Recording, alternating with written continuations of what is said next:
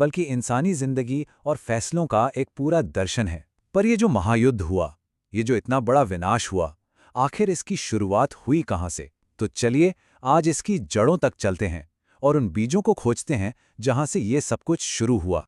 तो सवाल यही उठता है कि एक ही परिवार के लोग, एक ही खून, आखिरकार एक दूसरे के खून के प्यासे कैसे बन गए? वो कौन सी घटनाएं थीं?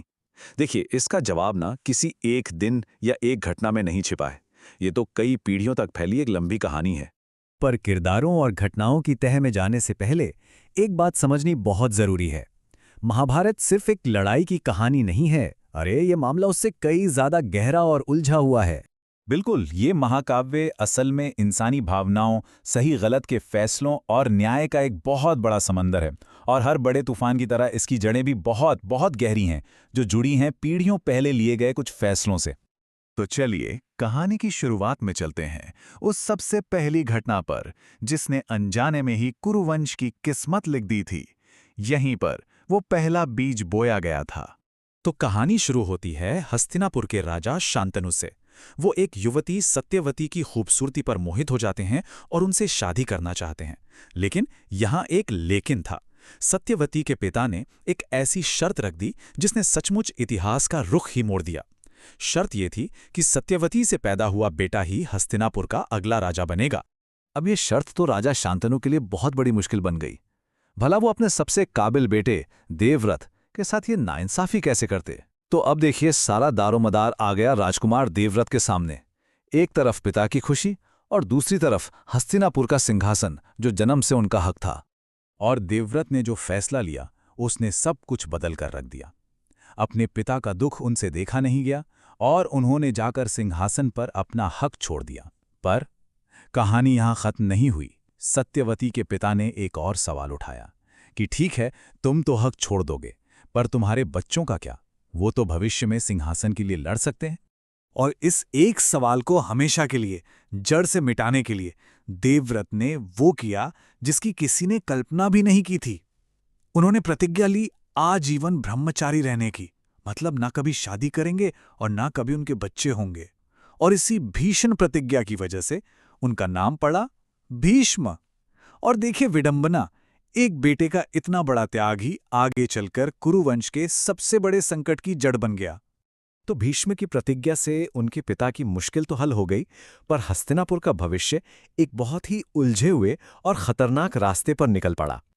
और यहां देखिए किस्मत का खेल। सत्यवती के जो दोनों बेटे थे, चित्रांगद और विचित्रवीर्य, वो दोनों ही बिना किसी वारिस के चल बसे। अब तो कुरुवंश ही खत्म होने के कगार पर आ गया था। तो वंश को बचाने के लिए राजमाता सत्यवती ने ऋषि व्यास को बुलाया, नियोग विधि से संतान पैदा करने के लिए। पर यह जो सॉल्यूशन था ना, ये अपने साथ एक और बड़ी प्रॉब्लम लेकर आने वाला था।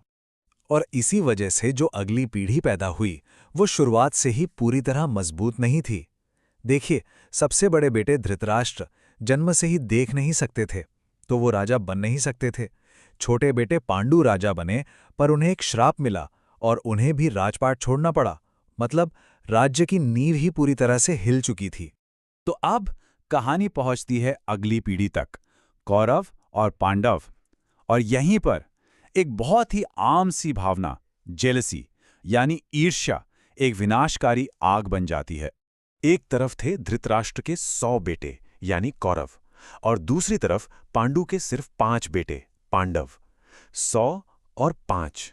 सोचिए, ये जो नंबर्स का फर्क था ना, यही टेंशन की पहली वजह बना। और इस पूरी दरार के सेंटर में था एक शख्स, दुर्योधन। वो पांडवों से, खासकर भीम की ताकत और उनकी पॉपुलैरिटी से जलता था। और ये जलन इतनी बढ़ गई कि बचपन की नोकझोंक कब नफरत में बदल गई पता ही नहीं चला। नहीं, ये कोई मामूली बच्चों की लड़ाई नहीं रह गई थी। दुर्योधन की जेलसी अब जानलेवा हो चुकी थी। पहले उसने भीम को जहर देकर नदी में फेंक दिया, और फिर तो उसने पूरे पांडव परिवार को लाक्षागृह यानी लाख से बने घर में जिंदा जलाने की साजिश रच डाली। अब बात हत्या की कोशिशों तक आ पहुंची थी। तो अब तस्वीर साफ हो रही है। वो सारे अलग अलग बीज जो बोए गए थे, अब एक साथ मिलकर एक भयानक फसल काटने को तैयार थे। तो अगर हम देखें तो इस महायुद्ध के 3 बड़े बीज थे। पहला, भीष्म की वो भीषण प्रतिज्ञा जिसने सक्सेशन लाइन को ही कमजोर कर दिया।